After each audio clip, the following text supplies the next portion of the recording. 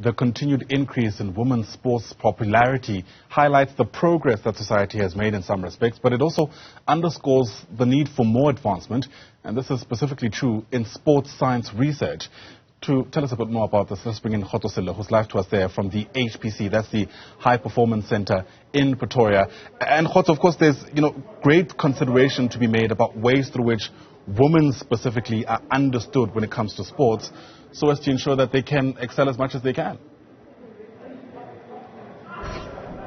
Yeah, and when it comes to professional sport as a whole, science plays such a big part. It's fine margins, and if you are, one step ahead, anything can help in making sure that you become one of the best. And somebody who has a great knowledge about sports science is a lady here that I'm with, Linda Severe. Linda, so good to have you here with us. Just take us through what sports science entails.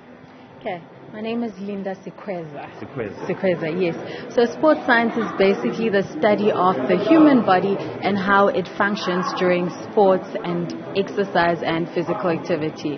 Yeah, so that's what we do, trying to understand what the human body will react in terms of biomechanics, in terms of anatomy, physiology, and strength and conditioning. How important is sports science when it comes to the overall performance of an athlete?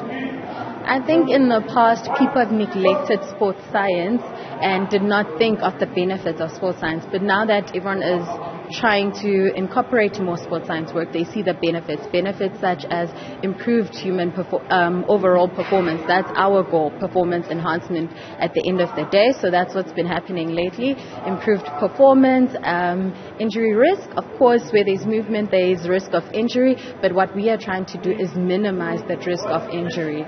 So mainly the performance enhancement and less injuries.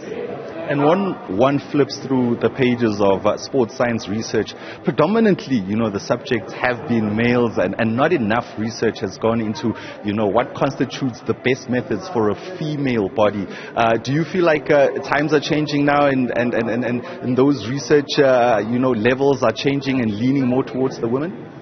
I think at the moment, more and more females are trying to understand their body. More and more females are trying to improve their sports performance. So the shift is there, but it's not enough. So it's up to us as females to make the necessary strides. So I can't complain that there isn't enough research if I'm not making an effort to change that or to improve that. So yes, there is strides being made, but we also need to make sure that we come forward and start making that research a big possibility.